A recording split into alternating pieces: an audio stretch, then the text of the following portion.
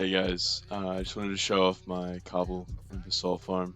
Um, it's pretty simple.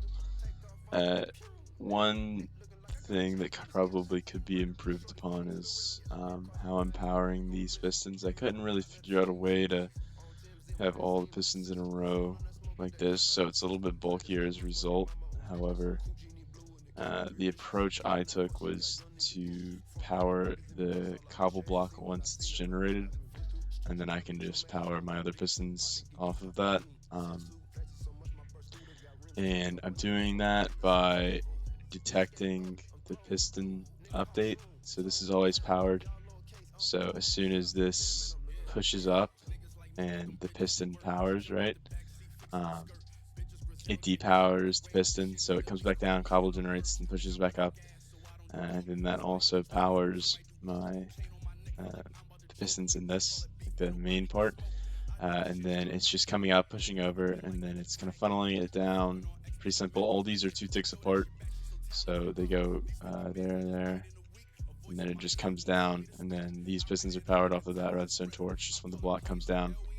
And they're in a 3x5. I found that to be the optimal size, and then a very similar system over here, except that I'm pulling the basalt upwards, and then after basically I'm just unpowering these pistons with this redstone torch. So it's a little bit simpler than over there, or over there.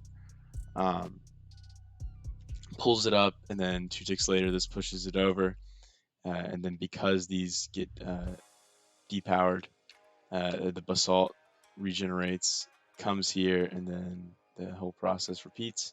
And then again, everything's after 2 ticks. The only thing here is this observer. I've had 1 or 2 times out of quite a bit of testing that a block has gotten stuck right there, and then the system will just stop. So if that ever happens, if you make a similar system to this, just break that and then it'll work. And then I'm powering my TNT duplicator off of these pistons down here, so that way it pushes and the TNT explodes right about when it pushes again.